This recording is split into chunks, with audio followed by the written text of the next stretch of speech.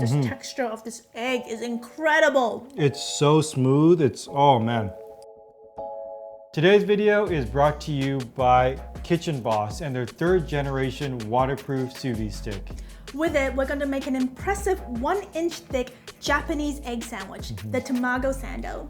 I've seen in a video where a chef took 10 years to perfect this egg dish, and now we're going to show you how to make it at home with the sous vide. And then we'll take it to the next level by doing my favorite thing, deep frying it. First step is to make the dashi. We're going to use the Just One Cookbook's recipe. If you don't want to make the dashi, you're welcome to use the Hondashi. So the first thing we're going to do is turn on our stove and add some water in. And we have a piece of kombu. Give it a little snip just to release the flavor. And now you will boil this in a medium-low heat for about 10 minutes. Just before it boils, take it out. This is the Katsuobushi. It is the shaved bonito flakes. Once it comes back up to a boil, which is going to be pretty quick, we're going to turn down the heat to a low simmer and let it go for about 30 seconds. Are you counting? 30 seconds? Now I lost track. Once the 30 seconds is up, turn the heat off and let all the Katsuobushi sink to the bottom, and that takes about 10 minutes. All the bonito flakes have sunk to the bottom, and now we can strain it. It smells really good. Yeah.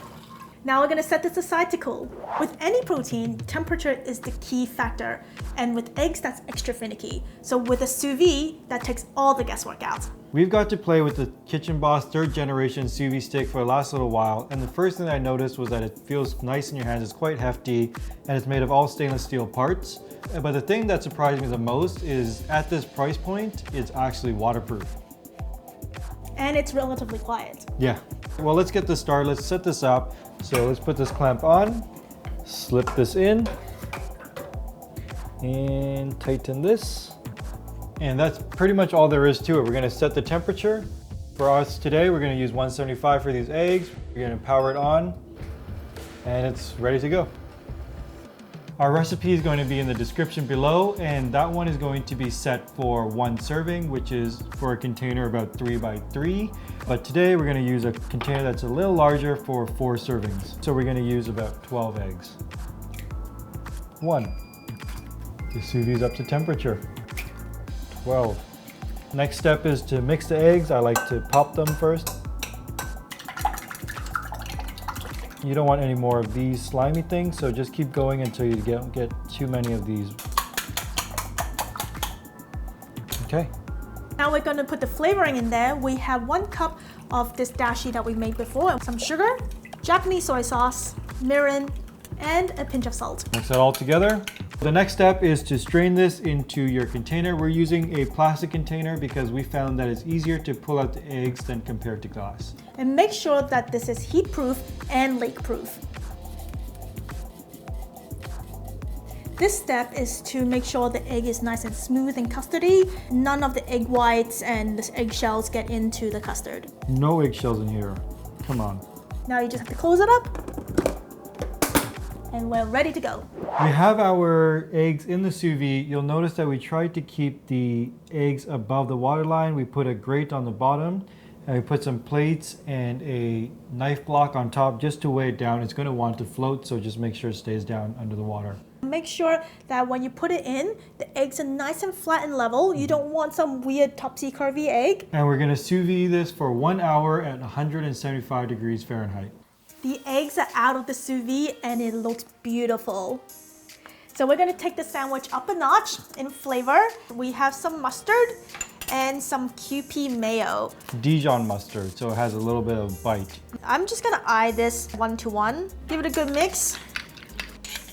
You have to get every edge, even though we're going to cut it off later. And it's time for the moment of truth. We're going to try and flip out our eggs. 1, 2.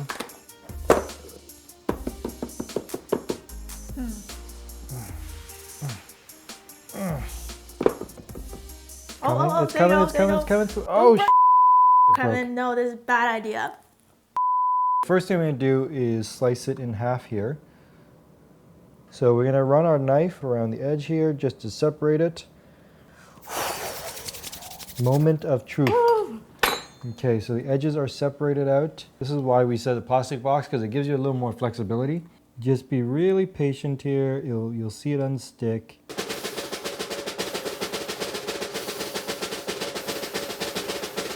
I think this is the most difficult part of the recipe. Getting Trying it out of to the get box? the egg out. Yeah.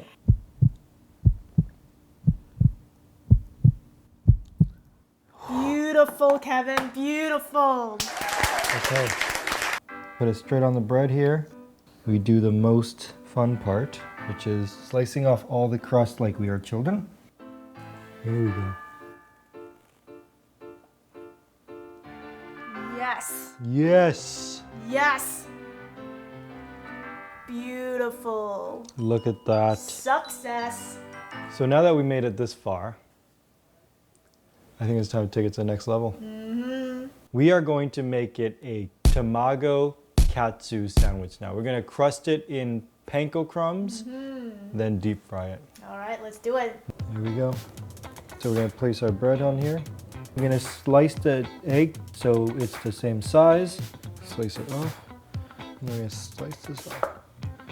We are going to just set our bread aside. We're going to get our egg. We're going to put in the flour first. Make sure you get flour on all the sides. The next step is to go into the egg. Since it's so difficult to move, we're going to just spoon some more egg on top. Just get it nice and saturated. And finally, we're going to put into our panko. Get it on there nice and thick.